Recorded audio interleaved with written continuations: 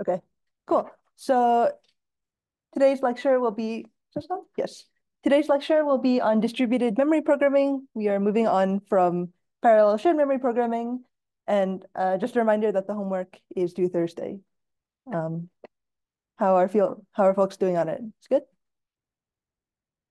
Okay, great.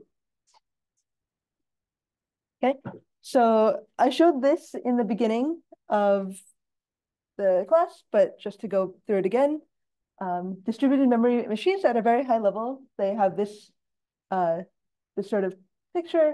You have multiple processors with each of them have a separate memory attached, and they're all connected by some network in between them, and they have these links, and they're all connected by this high-speed network, and this entire thing is called a cluster. So a cluster, like the one that we do the homework on, has multiple separate processors, and an HPC cluster, or high-performance computing cluster, has hundreds or thousands of these kinds of processors, and our base cluster, the ICE doesn't have quite so many, but I think there are several other ones like Phoenix that have way more machines. I think PCIC has like about between 10 and 100. And I also showed this in the very beginning, but this is today like the modern state of machines. So the x-axis is time, the y-axis is the share or the percentage of machines that have this type of architecture. And you can see that in about 2000, yellow means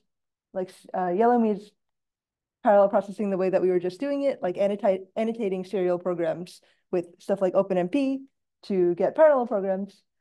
Purple is SMP, so that's um, yeah, shared memory also.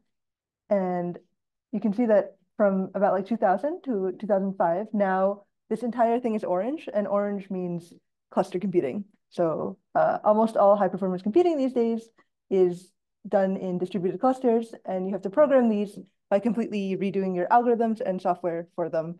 It's not so easy as just adding OpenMP parallel 4. You have to totally like rewrite them in some kind of distributed language.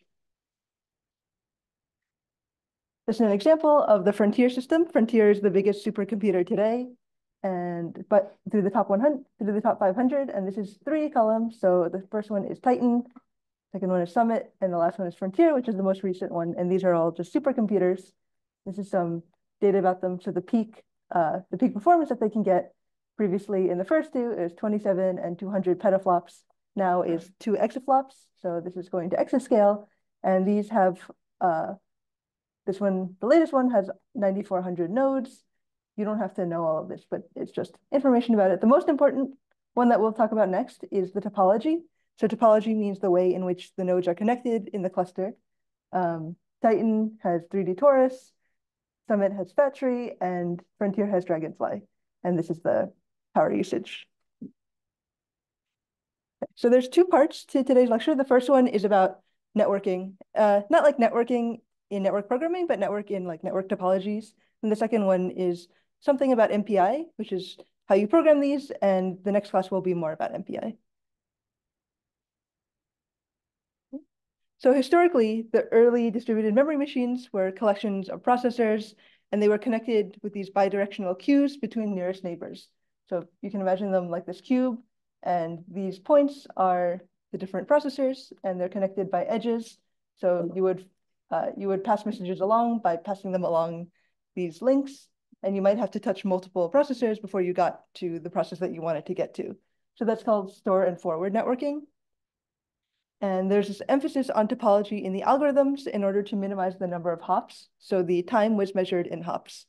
And so if you could minimize the number of hops that you had to do and minimize the routing, then you could reduce the time. Yeah, so unlike in shared memory, previously we just had a bus that transferred the data back and forth between the processors. And in distributed computing, instead you have these separate wires that connect the different processors. And you can think of networks like streets. So the links between the machines are streets, and then there are switches, which are intersections that route you between the different processors. And the distance is measured in hops, which is how many streets you have to travel to go to the different processors. And the routing algorithm is the travel plan. So how do you get from point A to point B? That's called the routing algorithm. And the network properties are pretty much the same properties that we had in memory in shared, or that we had in memory transfer and shared memory. So previously we had latency, and latency before was like how long does it take you to bring your data from memory into your cache or to your processor, and now it's how long does it take you to get between the nodes in the network. So you can think of it as if we're going with the street analogy, it's the time for one car, like speed, miles per hour. Yeah, miles divided by speed, so just time. And the bandwidth is how much data can be moved per unit time. So this is just the same that it was previously when we were talking about memory speeds. And so that's how many, that's like in some sense, like in the steady state, if you are maximizing your memory transfer, how fast could you transfer memory? And that is measured in gigabits per second. So the unit is like bits per second or gigabits per second. And the bandwidth is limited by how fast, like the bit rate in the wire. So how many bits can you transfer per wire and how many wires do you have? And this is just the picture that we had before. The bandwidth, if you have low bandwidth, then you don't have a lot of throughput to move things through. If you have high bandwidth, you can move a lot of stuff through, but similar to in shared memory, you have to move like bundles of memory at a time. And for latency, low latency means that you're just in seconds, how long does it take to transfer like a byte? Low latency means it's fast, high latency means it's slow. You want high bandwidth and low latency, ideally. Okay. So a topology is how the machines are connected before. Previously in the example, it was a cube, and with store and forward, you just forward the things along the edges in the cube. There's a lot of other options for topologies. This is a few that I listed here. I'll talk about a few of them in more detail later. And like I said, the routing algorithm is how the messages should move through the network. And depending on the routing algorithm, you can also get different properties. Like for example, in a 2D torus, one way that you can avoid deadlock is giving a total ordering of the processors. So like we said, to avoid deadlock with shared memory and locks, you have to give a total ordering of the locks. So just like here, if you're trying to send messages from A to B, if everybody follows the same flow, then nobody is like, you don't want to send like from A to B and then B to A and have both of them waiting on each other. So if you follow the same direction, then everybody can still make forward progress.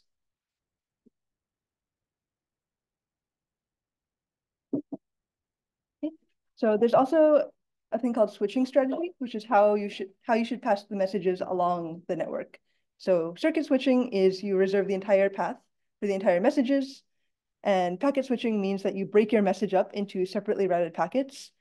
So that's kind of how it works on the internet. Like you don't send one entire message. If your message is big, you break it up into packets, and each packet has a payload, and there's no guarantee necessarily about like the order or the same. They don't have to take the same route. They don't have to follow any order. And then there's flow control, which is another issue that you have in networks, which is what happens when you have congestion in your network. The most straightforward thing is just wait, so that's stalling. And you could also do stuff like you can make buffers on each node, and then you store the data in your buffer. And you can also reroute your data to other nodes, and then those can also just hold your data for a while and then send it back to you eventually. You can tell your source node to temporarily halt. So you could say, I cannot hold more messages right now, like wait a little bit. You could discard. It's not ideal, but you can discard and then you ask them to send it again, and so on. So this is another thing that's implemented in the underlying network layer. Okay. So when talking about topology, one of the main things that we care about is latency. And the latency is determined often by the diameter, which is the maximum over all pairs of nodes in your graph of the shortest path between a given pair of nodes. So you can think of your network topology as a graph, and the diameter is just the maximum length that you could possibly ever have to travel in your graph. And the latency is the delay between the send and receive time. And there's some subtlety, which is that usually you get some reported number for the latency, which is like how the minimum hardware latency that you could possibly have. So the vendor will report some number to you, which is the end-to-end wire time. But often there's some overhead additionally, because you don't just take it from the wire, like you have to pass it through the stack in your machine. So there's also software latency. The thing has to go from the network up through the software stack into your program, which takes additional time. And this overhead at the source and destination are usually much higher than the cost of the hardware latency. So the cost of the software hardware overhead is on the order of microseconds, and the hardware latency is on the order of nanoseconds. So, yeah. And latency is most important when you have a lot of small messages, because if you have a lot of small messages, then you can't reach the memory bandwidth. And this is just a graph of how latency has improved over time. Down is good, because lower latency is better. And this is time. These are just a lot of different supercomputers. And you can see that it has improved, like from 100x to about 1x is the best that you could possibly get right now. But again, latency, like we saw this before, the memory hierarchy does not improve as fast as the transistor counts. So your clock speed is getting faster, much faster than your latency and bandwidth.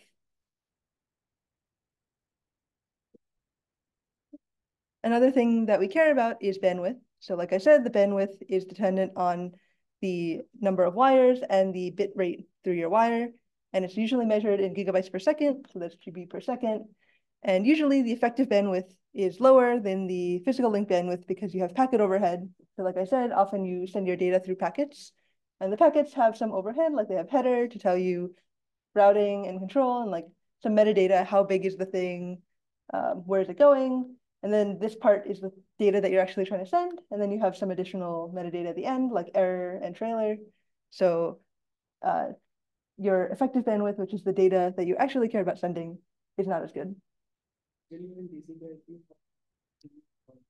You can, yeah, you can, but you don't have to because you don't necessarily have to do it over the internet. Yeah. Sorry. Do you have custom formats of messages or what do you I think it can, yeah, you can use different custom formats because you don't have to use general algorithms because you have control over when you build like a cluster, you have control over the network. So clusters generally don't use GCP. Clusters generally don't use GCP. I think generally they don't, but actually I'm not sure, so I can check on it. But I would guess that they don't because GCP is like a more general algorithm, and if you have more control, then you could probably do better. Uh, but you have like things like DC-DCP, like DCP data center. Mm-hmm. Yeah, but like that's more specific than general TCP. Yeah, so you could use like you could use specific variants, but you probably wouldn't use like the most generic TCP. Yeah, but I don't know what is the most popular, so I can check on that. Yeah, so bandwidth again is the maximum effective bit rate, and bandwidth is more important when you have a lot of big messages. So this is the same, basically similar thing that I just showed, but instead for bandwidth. So this y-axis is bandwidth, up is good, and x-axis is message size. So the bigger your message, the more bandwidth, the higher bandwidth that you can achieve because you're sending more contiguous memory. This is like the same as it was in shared memory, pretty much. Well, like are these like different clusters or? Yeah, these are different cluster configurations. So, and then the way to read this is like the left side is the machine, like T3E is a cluster type, and then right side is MPI. So MPI is like the implementation that we used, or the like the message passing or language that you use to implement it. So this is MPI, this is SHMEM, which is a different thing. Here's MPI again, here's put and get, which is like some variant, and there's a bunch of different options. So like what does like a cluster type include? A cluster type includes topology of the network. Yeah, it includes both the topology and the type of machine. So this is saying like this is IBM, so that would be a type of machine, and compact is also a kind of machine, plus some setting of topology.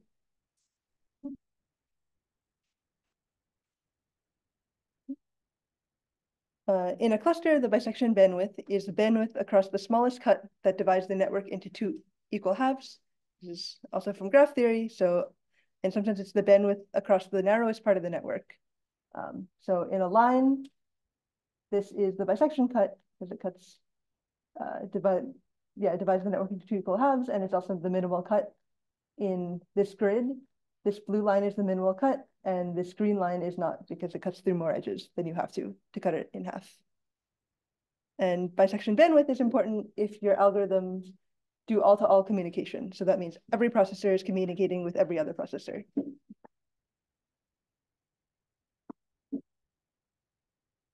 The most simple topology is just a line. These are the dots are your nodes, and the connections are the networks between the nodes. The diameter here is n minus 1, where n is the number of processors you have. The average distance is n over 3, and the bisection bandwidth is just 1, because you just have to slice 1 to get to the other half. One step up from that in complexity is a ring or a torus. This is just 1D, so the diameter is n over 2, and the average distance is now n over 4, and the bisection bandwidth is 2, because you would have to cut 2 links to cut this thing into 2 even halves. And this works pretty naturally if your algorithm works with like a 1D array, because you just sort of pass it around in a ring. One step even more complicated than that, you can imagine two-dimensional meshes, which are, this is like the line, but in 2D, so this is a grid, and two-dimensional torus, which is like the grid, but with additional connections like at the end. So this one, there's no connection from here to here, or there's connection, but like no direct connection, but this like, in the torus, you would connect these two. So in the mesh, your diameter is proportional to square root of n, and your bisection bandwidth is also square root of n. And in the torus, you have a similar story. The diameter is exactly square root, and the bisection bandwidth is 2 times square root. And you can imagine this. This is 2D, but you can illustrate this in even higher dimensions in just like a hypercube. And this Cray XT is a type of machine. And this is like one older supercomputer, and it uses this 3D torus topology.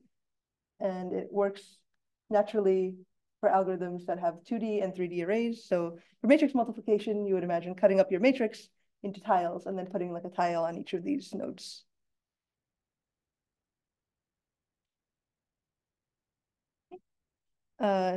Next, you can have hypercubes. So hypercubes are, yeah, just like cube generalizations. The diameter is proportional to d when your dimension is d. And bandwidth, your bisection bandwidth is n over 2, where n is the number of nodes that you have. N is 2 to the d for dimension d. And this was popular earlier, but not so popular anymore. And yeah, one thing that is interesting about it is you can do gray code addressing. So gray code addressing is you give everybody some binary representation, where the binary representation is of length d, where d is your dimension, and everybody next to you has just 1 bit away from you. Yeah, so here is 001, and you can verify that each of these just flips 1 single bit. And you can, yeah, so that is how you can do like easier addressing. Butterfly is more popular recently. Yeah, Butterfly is just an unfolded version of Hypercube, and it was invented because you have to increase the radix of your switch when you increase the network and the dimension. So that was difficult for hardware at the time. The diameter is log, and the bisection bandwidth is n. And one main drawback for butterfly topology is that there's no path diversity, which means that if you go from A to B, there's only one way you can go from A to B. So that is not great, because if everybody, adversarial traffic means like some type of adversarial or worst case distribution, and if everybody's trying to go the same way from the exact same points, then there will be a lot of congestion along that path.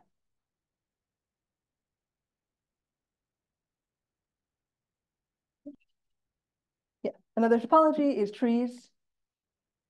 These are pretty straightforward. The diameter is log, the bisection bandwidth is 1, and you can easily imagine it as a graph. And there are a lot of easy tree algorithms that you can directly map onto this topology. Like we talked about data parallel algorithms, which are all built on tree-based summation.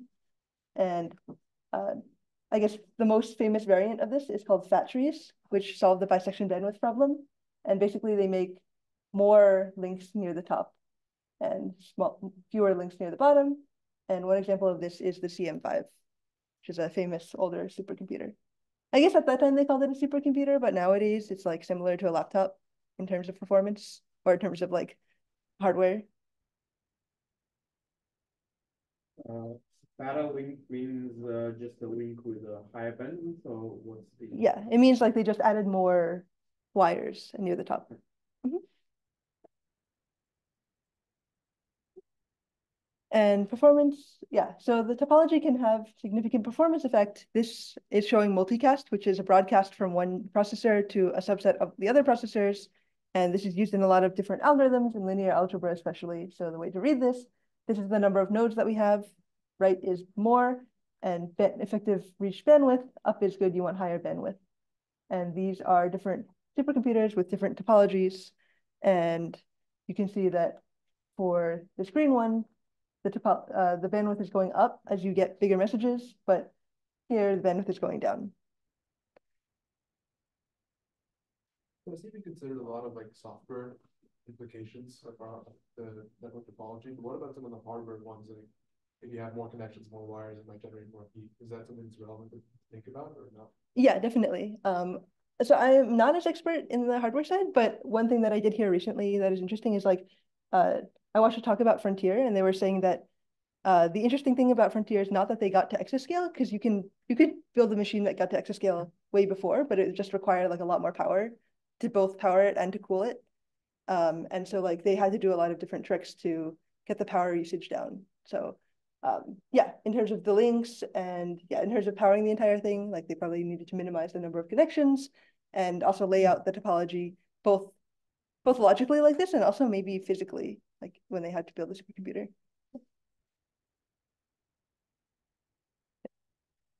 Yeah, so we have a lot of different topologies, and the reason is because there are a lot of different scales for machines, and different systems have different needs depending on the size. So like the topology that you would use for a data center might not be the same that you use for the topology for a smaller cluster. And there's also issues about complexity versus optimality. Some things might be more optimal, but they're also harder to implement and implement the underlying network things like routing through. And there's also physical constraints, and there are innovations in hardware that enable previously infeasible technologies. And two recent technological changes are you can get higher radix switches, which means that you have more ports, which is mostly because we get more transistors nowadays. And also there's fiber optic networks, which makes distance less important. So previously, performance was related to distance, but now with these hardware advancements, it's less so. And so because of these advancements, there's this interesting kind of, well, I guess at this point, not super recent, this is from 08. But because of this, these developments, people introduced this thing called Dragonfly networks, which is the most recent, most famous network, I guess, which exploits this gap between these two different kinds of cables.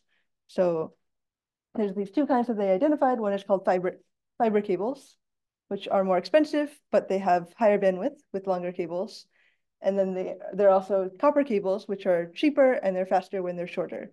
And so the main thing that they built this network design on is to use both of these different kinds of cables between different components of your cabinet, or not your cabinet, your cluster. So you would use different ones for optical interconnects, which go between the cabinets and inside the cabinets. So you'd use different cables for those. And yeah, so like I just said, you would combine these in some kind of hierarchy, and several groups are connected using all-to-all links. So you would group your, so these blocks are routers and the dots are nodes, and you would group them into some group, and you can build whatever topology you want inside the group.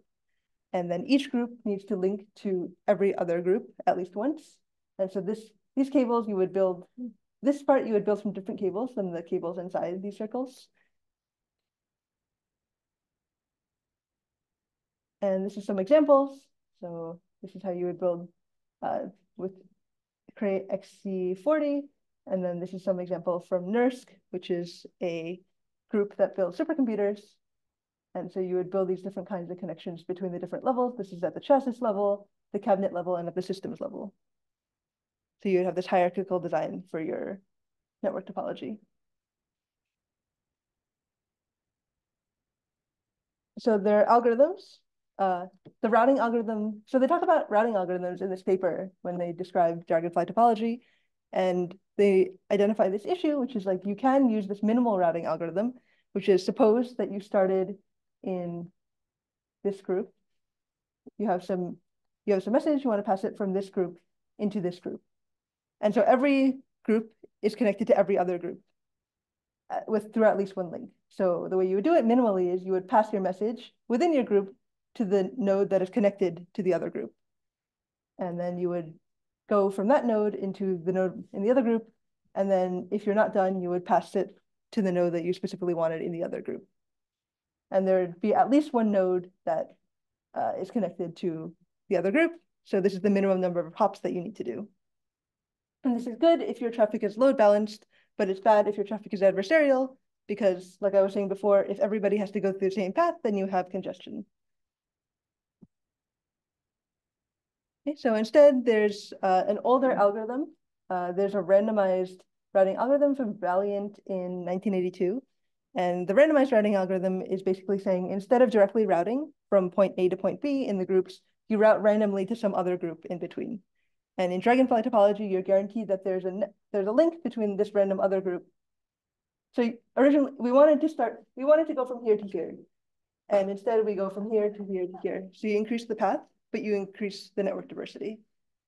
And it's randomized. So because it's randomized, there's no like adversarial case, because the path is always different, even if you're trying to go to the same group.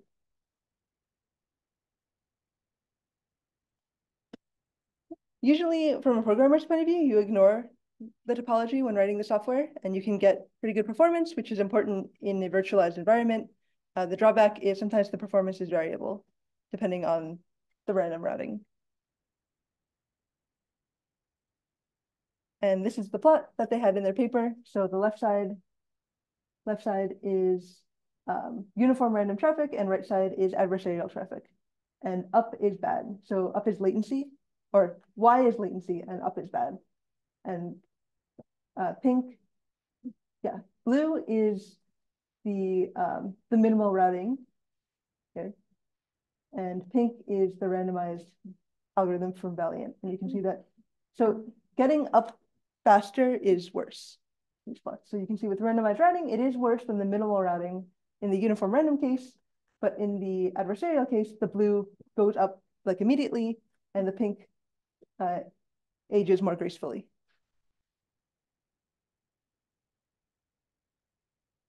That is all I want to say about topology. Other questions?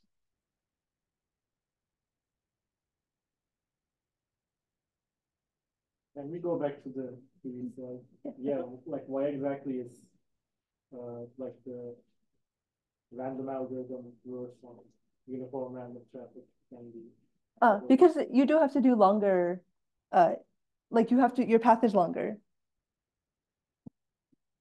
So if, like going here, the random one will always route you to at least one other group before going to your target group. Whereas the minimal routing, you go directly from your source group to your target group. And yeah, we don't have any congestion. Yeah, if you don't have any congestion because it's uniform random, then it's better to go like this. Yep. But when everybody wants to go like this, then you have congestion. Is it guaranteed to have a diverse path always in the randomly selected routing nodes? Yes, because you always select the intermediate group randomly.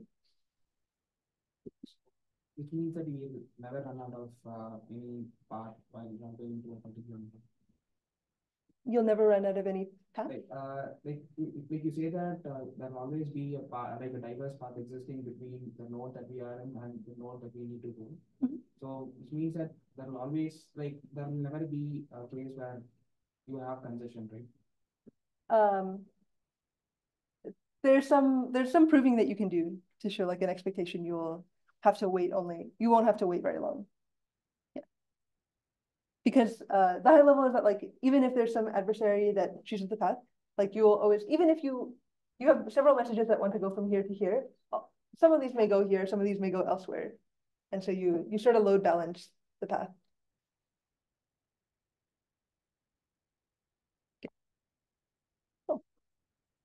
Okay, so let's move on to programming these. These days, pretty much the most popular one, the most popular way to do this is through message passing interface, or MPI. And this is like not super recent. So it was released, the first version of the standard is from 1994. And before that, in the 80s and before, like in the 90s, there used to be a lot of different tools for writing distributed memory programs. These are some of them. But in 1994, they released MPI 1.0, which works in both distributed and shared memory, and it introduced the standard for programming them. And now there's different descendants. So there's MPI 2 and MPI 3. And standards are good because you need them to write portable code, because if everybody can run MPI, that's better than having a lot of different platforms. So message passing libraries, they're different from shared memory in that you have to do explicit calls to a lot of things that you didn't have to do in shared memory. Specifically for communicating between the different nodes and for synchronization, you have to specifically call subroutines. Also, there are no shared variables between the different processors. So unlike in shared memory, every thread could use the same variable. In distributed memory, even if you name them like the same per process, they're not shared, and every processor has a different copy. And the programming model is that the program is run on every single processor. So you have n processors and you write one program and the process gets run on every one of those separately. And you can code it just like any normal program, except that you have to add these explicit calls into message passing. And there are subroutines. The main ones are for communication. There's a bunch of different kinds of communication that we'll walk through, but the main ones are point to point, which is like send and receive. So you have send and receive means like you have some source process and you want to send some data to a destination process. And there's also called collectives. And collectives means that all processes participate together and they do stuff like broadcast or scatter and gather. And you can also do a lot of stuff like we were talking about before, like you can do scan, you can do reduction. And yeah, there's synchronization, which is just a barrier. So barriers are like you cannot proceed past here. You have to wait until everybody gets here and then you can keep going. And then there's also high level. So this is kind of similar to OpenMP. Like, well, in OpenMP, often there's implicit synchronization, like after a for loop, but you can also introduce explicit barriers. And in OpenMP, we also had inquiries, like how many threads are there? What thread am I? And here we have how many processes are there, how many processes are there? Which one am I? Are any messages waiting? And so on. So let's go through some examples. You compile MPI, you include it at the top of your C, and then you call these MPI functions in your code. To compile it, you run it through MPI-CC or some other MPI compiler. And then to run it on this cluster, on Pace ICA, you use srun. On other clusters, you can use MPI run, but I think they recommend you use srun on Pace. So the highest level MPI construct is called the communicator, which is just like the universe for your group of processes. And this is like a picture. It's called MPI world. So you can refer to that in your code. And that's the default MPI communicator that includes all the processes. And every process in a communicator has a rank, which is its index. And almost every MPI command needs to give the communicator as the input argument about what processes are going to participate in this thing. So this is the communicator, which is, you can just think of it as the set of your processes, and these dots are the processes. So why would we have multiple MPI communicators? You can, I'll talk about it more in detail later, but you can make subsets of your communicator. Like if you don't want all of them to participate in something, like for example, if you imagine like a 2D grid, if you just wanted them to do like row-wise something, you would have to split your grid into rows. Okay, I'm not sure, however, now what exactly the nodes in this within this universe represent. So a node is basically just a single processor. Or... A node can be, so MPI can run in shared memory. So a process can be like a single, like an entire machine, or it could be like a core. Mm-hmm. So you can run an MPI process, you can run an MPI program with more than one rank on a single node. Does that make sense? So for example, if you had 4 processes per node and you had 2 nodes, that would be 8 processes. Mm-hmm. So then you also have to specify whether you're working in like shared memory or like cluster, or is that like if you just write straight MPI, you don't have to do that. If you can write like hybrid MPI OpenMP programs, and so there you would have to specify if you there are different levels of specification that you can do depending on like how much shared memory you're using. Like if you're using shared variables, for example.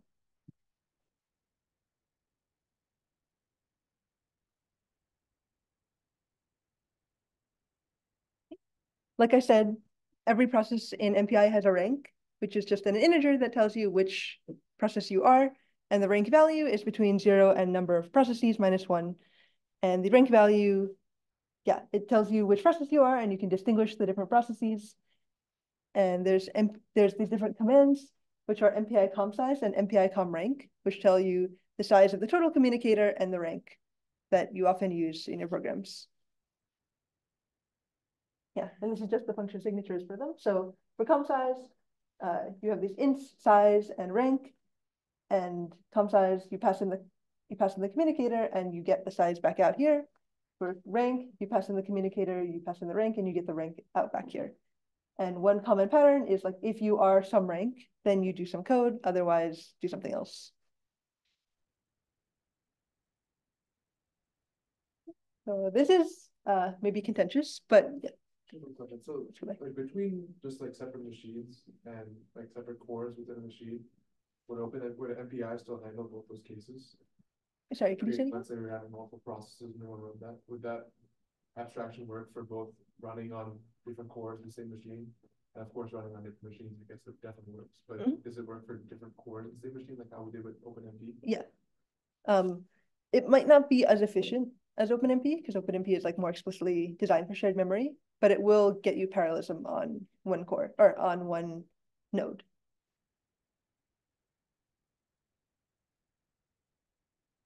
So these are the most popular 6 commands in MPI. Init and finalize, you just have to use those in any program. It just tells you, you just tell it the program like when you're starting the MPI part and when you're ending the MPI part. Like I said, com size and com rank are you're querying about the entire communicator, how big is it and what am I? And then there's send and receive, which is sending a message and getting a message from some process in the communicator. So this is how you would write hello world in MPI.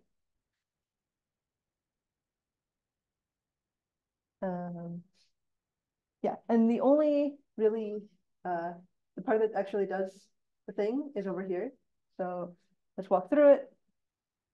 This is your main function. You have to call MPI init at the beginning of every MPI program. So you initialize the environment. And the 2 arguments are just argc and argv. And like I said, you can query the communicator size.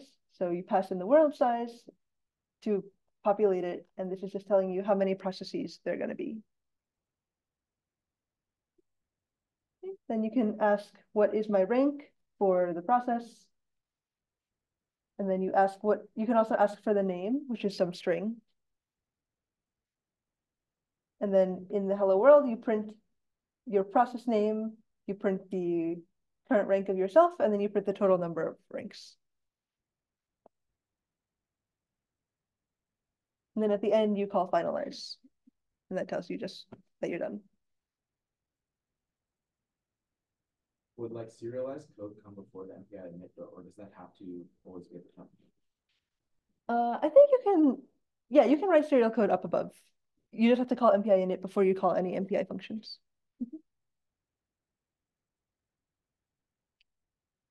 Like I said, in this execution model, you execute the same program on every process. So this is the hello world, and every process is going to run it independently.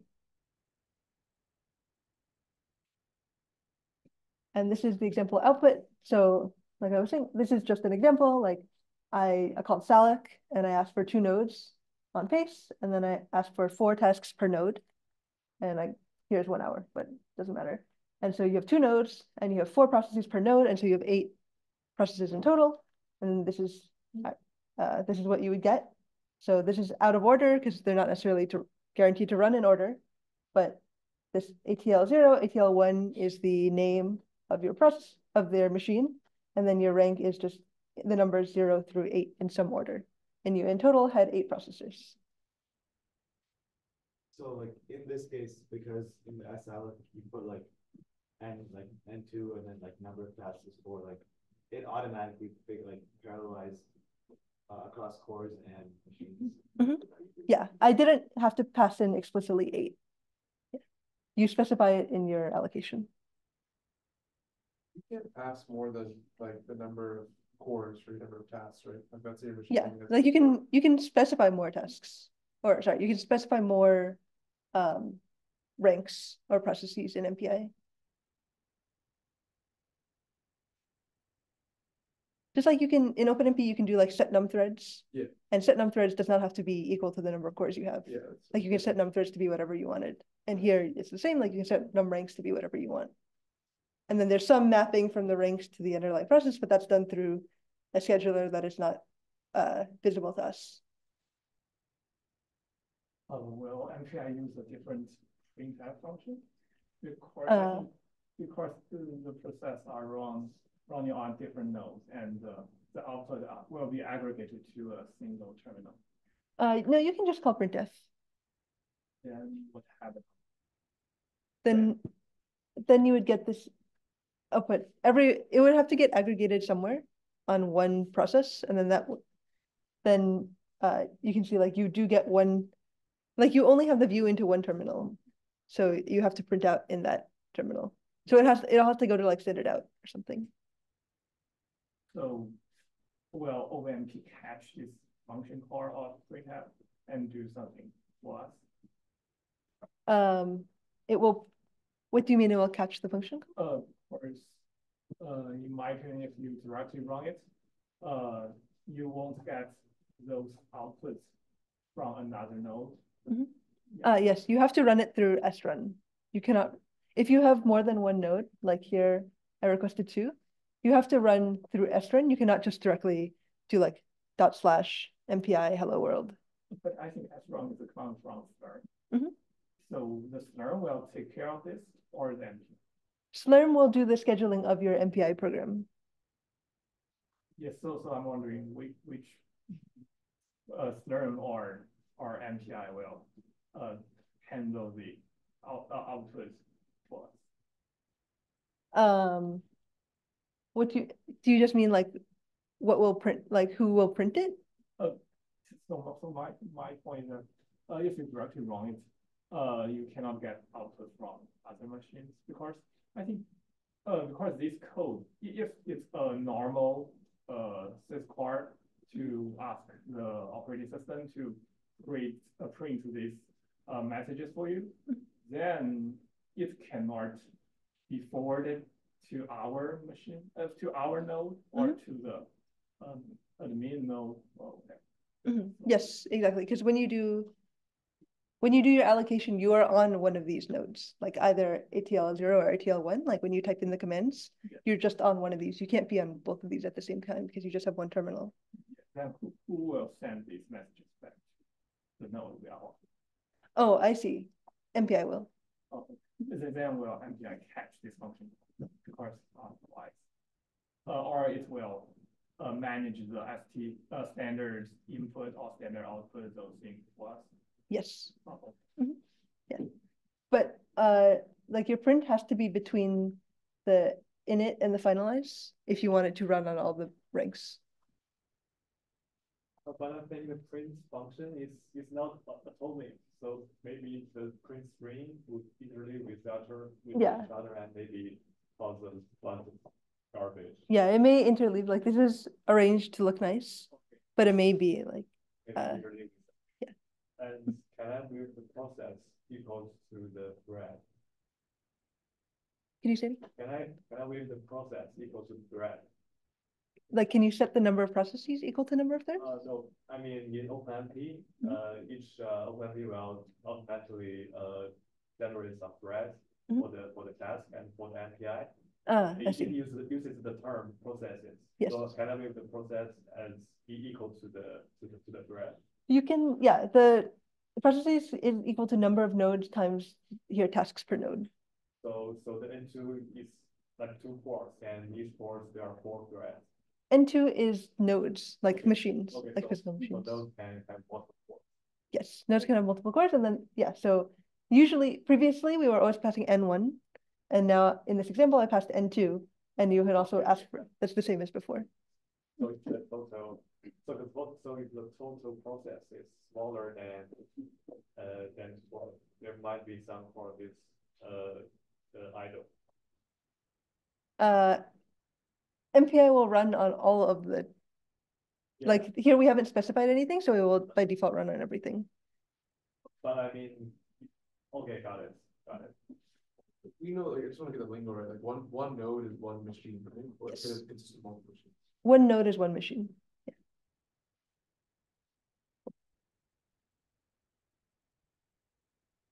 Cool. So that's the basic init. And next we can do synchronization. So in parallel algorithms, often you want the state that you have to wait somewhere until all the processes finish up until that point, and then everybody else can keep going.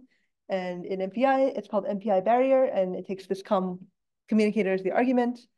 And for MPI send and MPI receive, you don't have to call MPI barrier. There's implicit synchronization, because these most basic versions will wait until they're finished. And the question to ask if you're using barriers is, if you have two processes and one of them is much faster than the other one, is your result still going to be correct? And if not, then you need a barrier to wait until you get some intermediate results and then keep going. So this is similar to the hello world. We had this init before, but I'm not going to repeat it. The main difference is, so previously we didn't have any for loop because every process just runs the thing from top to bottom separately. But here, now we want to order the output. Like previously, you can order the prints in any direction, but here, if we wanted them to print in order of rank, one way to do is you put a for loop over the number of ranks you have, you put a barrier inside the for loop, and then you say, if the for loop index is equal to my rank, then I'm going to print. So this will synchronize p times, where p is the number of processes you have. Yeah, so that's the synchronization. And then you only print if we are at the current rank. So every time you go back around this loop, you will synchronize, and only one of the processes will print. So this example is somewhat artificial, right? And what actual scenario might happen if we need to synchronize the processes? Because like as I try to imagine, we have like some parallel algorithm that we kind of divide it in chunks, whatever. And I cannot think of a scenario now where actually one thread have to wait for another. Or like I can, but I would think that it is, so to say, automatically handled, and I don't need to actually use any barriers, whatever type of thing. So yeah. So one, you can imagine, like, I guess we can always go back to matrix multiplication. So if you tile your matrix multiplication in some 2D grid of tiles, and everybody computes some subtile, and then you have to do communication to like pass the intermediate results around. One way that you can implement it is with barrier. And what would happen if I didn't include the barrier, for example, the whole matrix multiplication example? Depending on, so if your program was like compute the subtile and then pass your subtile to some other process, if you didn't synchronize and you didn't use the correct send or receive, then you may pass it before. You would need, like the other process would need to be ready to receive the data, whether that means allocating the correct buffer or like buffer size, or computing the correct intermediate result to, computing some intermediate result that you're going to add to your neighbor subtile. Then the way you can guarantee that is with barrier. You can also guarantee it in other ways, but this is one way that you could do it. Okay, because now I'm just trying to like come up with some type of heuristics so that I know when I have to use the barrier. But like now it doesn't seem that straightforward, but maybe it's like really depends on the problem that's working. Yeah, I think it depends on the problem. Often, let me try to think, is like maybe a simpler example. So with send and receive, often you may not need this, because if you just directly use send and receive, then those implicitly have barriers. But if you are using, you can imagine like some kind of, there's also, we'll talk about it later, but there's also non-blocking send and receive, which means like you send and then you can do some other stuff, and then you might need a barrier then to make sure that you got the result before you proceed. But there's also special commands that they're not called barrier, but they're basically barriers for those.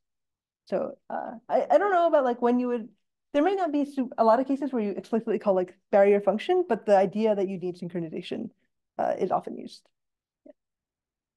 Maybe it's like important when you want to have, like in this case, like the strict ordering, but you're not actually sending data. Like you want to ignore the sending and receiving part that will implicitly have a barrier. Maybe it's like if you want that strict ordering, but you're going to be printing or something that's not actually being sent. Maybe that could be. Yeah. Maybe you could use it like if it might be easier to debug if you printed them in order. So from a performance point of view, like you would never do it like this, but from a debugging point of view, it's much easier to look at them in order.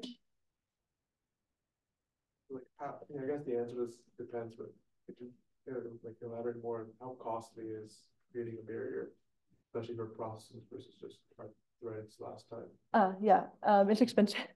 Yeah, because it was expensive in shared memory. Often it was expensive in shared memory because you basically have to do like a DRAM access because everybody has to synchronize, and then you have to deal with cache coherence if everybody synchronizes in shared memory. And communication is even more expensive in distributed memory. So from that point of view, then this synchronization would be even more expensive than like a barrier in OpenMP. Wait, could you elaborate one more time? Why is it more expensive than? Oh, why? Communication is more expensive in distributed memory because you have to send the thing over the network. What's the network cost? Yeah, so the network is much slower than DRAM. Really? Yeah.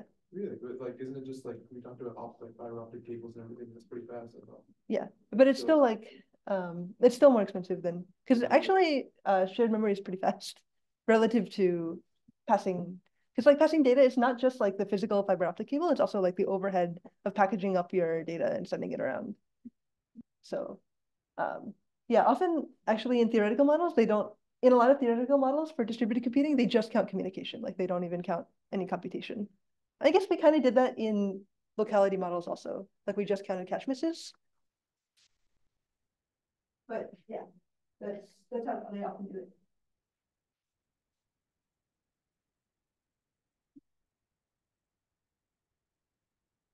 Okay.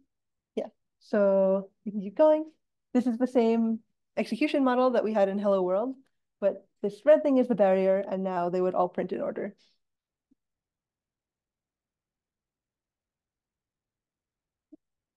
So you often, the actual functions, like I showed you the 6 functions, and the ones that actually do stuff, well, I mean, the other ones actually also do stuff too, but these are maybe more interesting, which is send and receive. So you have some process, 2 processes, 0 and 1.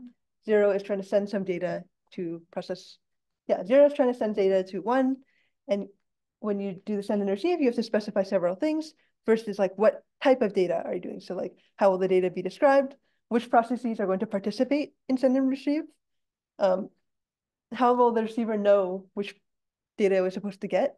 And what does it mean for the send and receive to be finished? So you can think of MPI like we were talking about with the packets, there's some overhead to sending packets. And so the data, there's some like in a message, there's also metadata. So you have some start address for what data you need and how, yeah, so the actual data itself, you need where is the data in terms of like an array, you need how many things are you going to send, and you need what type of data, is it like int or float, whatever it is.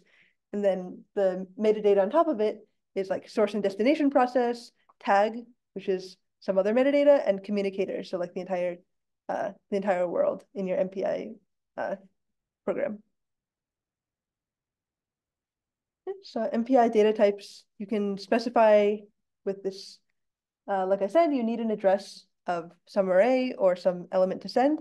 You need a count, which is how many of the thing are you going to send. You need the data type. And the data type, the most popular one, the most popular way is just to do it in a predefined way. So like MPI has MPI int, MPI double, stuff like that. You can also specify a data type recursively as an array of data types or as a block of data types or as a struct. But the performance might degrade if they get more and more complicated. So you can just send an array like at this top level through an address and a count. You don't need to, yeah, you don't need to, if you're just sending like a list of ints, it's probably better to do it in this top level metadata rather than to make one type of MPI array of int and then send like one of them. Instead, you would send n MPI ints. Okay. So this easiest MPI send command, this is the function signature. And so like I said, it takes in a pointer to the data that you want to send, takes in a count, which is how many you will send, takes in a data type of the thing that you're trying to send.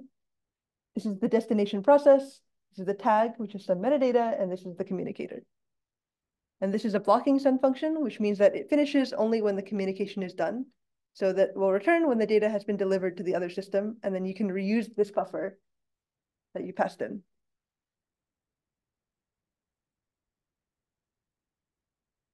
And then on the other side, we have receive. It looks a lot like send. You have buffer again, count, data type, source, tag, communicator, and the only extra thing is status. So status is tells you like if you returned with an error or not. And yeah, so the blocking and receive function, blocking means that you just wait until you got the matching message from the system. So then you will return when the buffer contains the specified message. And you match the data type that you specify here. And yeah, and you match the source. And you can pass in any source. And you can pass in any tag. So you can, in some sense, the processor can just wait until you receive any message if you pass in these things. Yeah, and you can receive fewer, you specify count, but you can get fewer than count, and that is fine. But you can, if you get more than count, that's wrong. So this is the easiest way to send and receive. I just copied the function headers here. And you have, let's say we have two ranks, process 0 and process 1. Process 0 is going to send this number, 1, 2, 3, 4, 5. So it passes in buff. Count is 1. Type is MPI int. Dest is 1. Tag is 0. And then comworld is just everything. And on the receive side, we get buff. And then count, type are the same. The only thing that's different is this, except for status. But now this is source, and that's 0, rather than previously dest was 1. And then you'll, if you're the receiver, then you print just the number that we got. And that will print 1, 2, 3, 4, 5, 6. But one thing to notice is that we declared, from this point of view, like we declared rank and buff. But like this buff is different from rank 0 and rank 1. So you're not overwriting this thing when you receive it, because those are on different processes. So receive is blocking, right? And send is not blocking. Send is blocking. Send is blocking. Yes, both send and receive are blocking. So what happens if you send something, but there was a net note that it may not, the processor may still not receive a send? So if the send blocks, and then like, is there any error handling, for example, something goes wrong, like send up? I don't think so. Like send doesn't have any status, so I guess it can return an error. I guess like the int that it returns is the error code. What do we have status for? So like Status can be I'll tell you more, but status has much more metadata than just like an error code. Status can also tell you like status, if you pass in any source and any tag, status can give you source and tag. And it can also give you other information, but I have more information about that in a little bit. Oh, sorry. Tag is just like, it's just any number, like you can, it's just like an identifier, pretty much. Yeah. What to operate on a large array, what to distribute it across several nodes. I'm guessing the first node or I0 would have to get the data, segment it, send it to other nodes and get it back. That's how you run it. Yes. For that particular thing, you would probably want to use scatter, which is like a collective. So if you wanted to chunk up your giant array into many different partitions on everyone, I will talk about the exact syntax for scatter, but that is a scatter. Like scatter is just like collectives are everything in your COM world participates in it. So scatter just means like you have some data and you want to split it up among all your ranks. So there's three processes in total, and in the rank 0, I only send messages to rank 1. And for the rank 3, that's the rank 3 will be blocked by the MPI send. Here, if you had more than 2 ranks, the other ones would just do nothing. Because here the actual send and receive are just rank 0 and rank 1. So the referee won't be blocked. It won't be blocked, but it would just finish. Mm-hmm.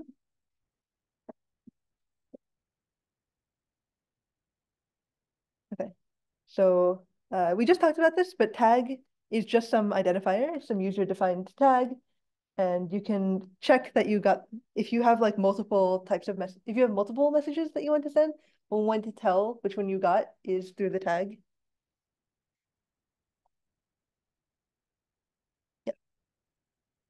So that's mainly just for debugging. Yeah, pretty much.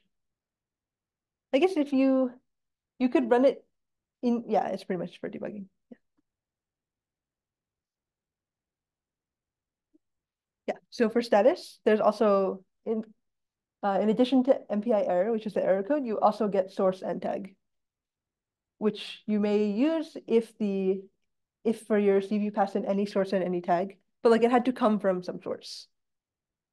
So you can get the specific source that it came from by querying MPI tag.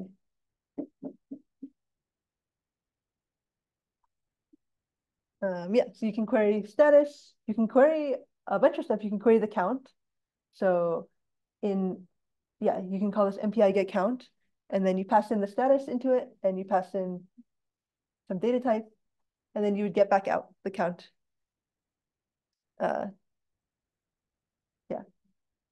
And like I said, MPI receive, you can take in MPI any source and MPI any tag.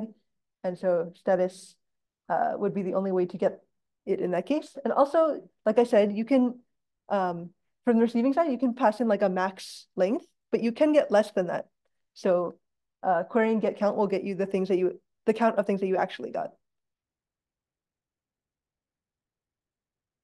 Okay, but let's say you want to receive or send like multiple pieces of data, like a flip also needs multiple pieces of data, but they're blocking calls. So is there any function that's asynchronous? And Yes. for that, what is?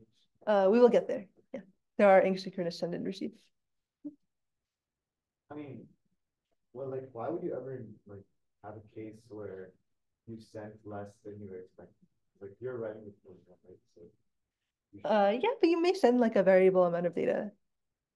oh, For example, like you know that the maximum you could possibly send is 100, but you're like you have an array that you want to send, and it might be less than that. Like think about when you have to do your homework, how you're gonna send around the arrays for the like the particles, and every square has different number of particles. oh, Yeah. but you have an upper box. You can have an upper bound. So like if you want to query the actual length, then you would have to use this. Yep. Yeah. So this is just an example of how you call basically what I was saying, like you have some upper bound on, this is like an artificial example, but it's just to illustrate how you would call the functions. You have some upper bound on how many numbers you're going to send. You get a random number between 0 and 100 of how many you're actually going to send, and you send that number. And on the other side, you call receive, and you pass in max, which is the max you could possibly get, and you can query status for the number that you actually got. So here you would print, I received this number of numbers, and you would print the source and the tag, even though you passed in, yeah, I guess here you pass in source because you know source, but you could pass in any source as well. So the output example, you would send, like, for example, you generated 93 numbers. And then from here, you say you dynamically got 93 numbers, and you got that number by querying status.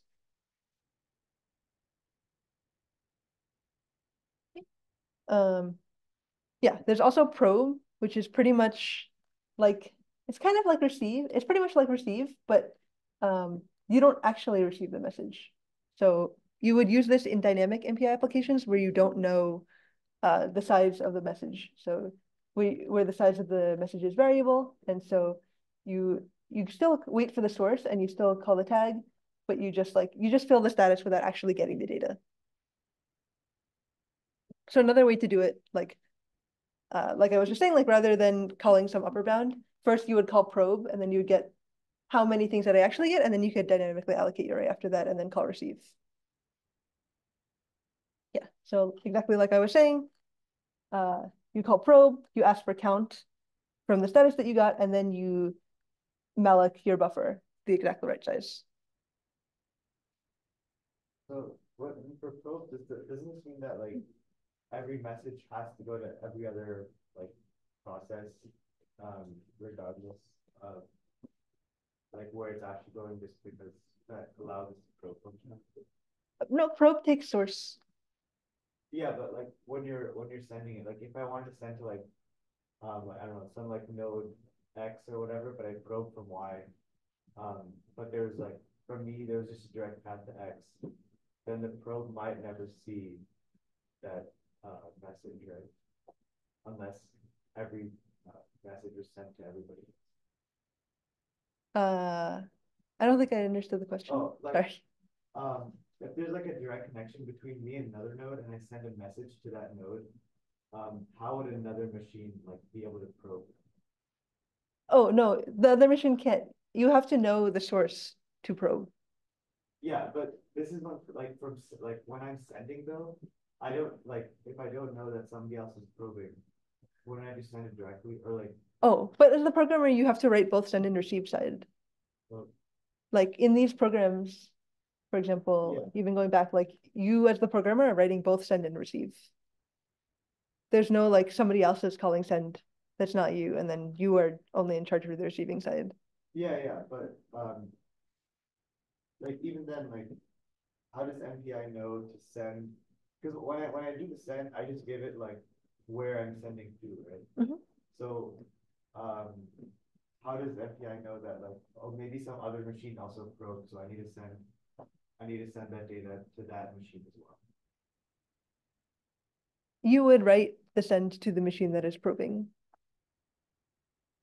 Oh, I have to manually do it. Yeah, you as the programmer have to write both send and probe or receive or whatever it is. Like you're writing both ends of the communication. Yeah, I have kind of like related to that question. So like ideally, like our end goal is kind of like to parallelize everything to all nodes that we have and blah blah blah. Mhm. And all of those examples are kind of assuming that we like have a node X and kind of send from it to node Y, but it's barely like our real world scenario, right? So like why and how exactly would we use those like send and receive and probe when we have like many nodes and those we cannot manually like manage each of those. So what is the scenario where we actually would like do this? When would you actually ever do point to point? In many matrix multiplication algorithms, you basically just like send along some path, like either left to right or up to down or both. So you would not need to do like global communication. So that's one major case, and then those algorithms also generalize to like other matrix problems. But I agree, in a lot of algorithms, you do need collectives, which is what we will talk about next time. The collective is like scatter, gather. Yeah, so we just did probe. Yeah, and like I was saying, often you use send and receive. This is why I was saying it's contentious. Like many MPI applications can be written with 6 functions. The 6 functions that you think of might be different. So using point to point, you'd use send and receive. Using collectives, you would use broadcast and reduce, or scatter gather. This is just some survey that they carried out about people's MPI usage. So this is like the percent of people that said that they use these things in their applications. And here for collective, it's not 100%. So, and also for one-sided communication is more, like here's 50%, here's 36%, but still not 100%. Yeah, and also like I was saying, you can also restrict your communication world to some neighborhood. Either, you can think of it either as tiling or a row or something like that. Yeah, and we will continue next time. So it's trying to minimize the broadcast. You should try to minimize the communication.